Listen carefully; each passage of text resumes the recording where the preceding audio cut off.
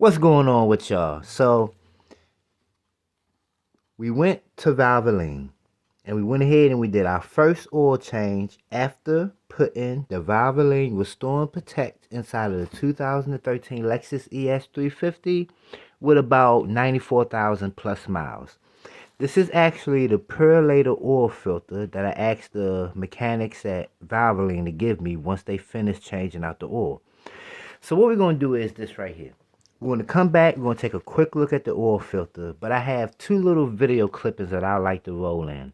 Mostly everything that I have to say about this product and how you should use it, I'll say during them video clippings. Then we'll come back to the table and just take a real quick look at the oil filter. So with that being said, let's go ahead and roll in the video clips right now. Alright, so as you can see, we are at the Valvoline. And I got it changed at exactly 384 miles.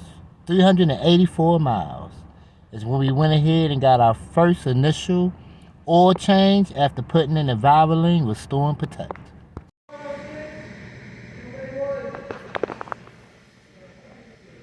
Damn, that fucking oil dirty. So as you just heard me say, yes, that oil is fucking dirty for it to only have been inside of that vehicle for 384 miles.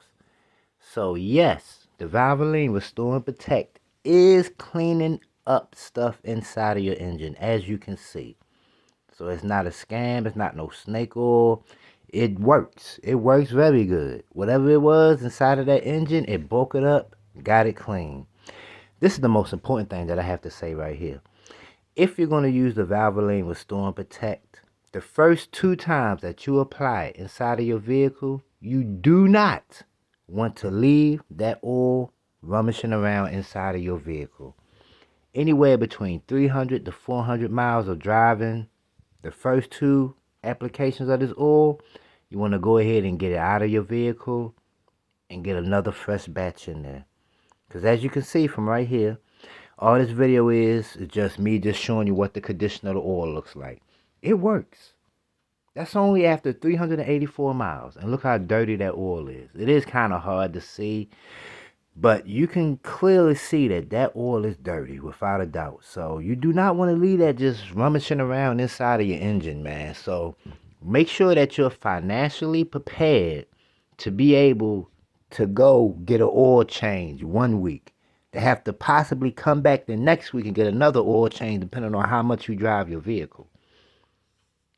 Be financially prepared to do that, because you don't want to leave that first application of the Valvoline Restore and Protect. You really don't want to leave what you're looking at rummaging around in your engine for hundreds and hundreds of miles. You understand what I'm saying? And everything I've been hearing on YouTube seems to kind of coincide with what I'm saying. That within that first 300 to 500 miles of you putting that in your vehicle, it's going to break down a lot of stuff. And you really don't want that just floating around in your engine. You don't want to cause any issues where there's ain't any issues. You understand what I'm saying? So the most important thing to take away from this video, the first 2 times that you use this, because it's a 4-step process according to Valvoline. After the 4th time, you should pretty much be good to go. So the first 2 times, do not leave that oil in your vehicle for more than 400 miles.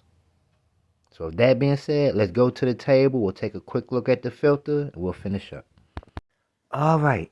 So as you can see, I did most of the talking that needed to be said during the video clips. Let's go ahead and just bust this oil filter open and see what we got. Now, as we look through the oil filter, I really don't see no big clumps of carbon or dirt or anything like that, which is a good thing. I don't really see anything like that.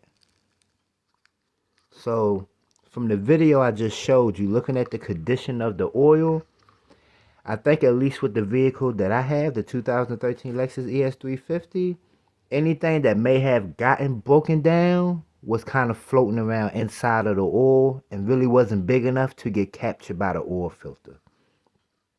Because I'm looking through and I don't really see anything too major at all. I don't really know how you can break this apart to open it up. Let me pause the video and see if I can kind of break that open so we can get a closer look at it.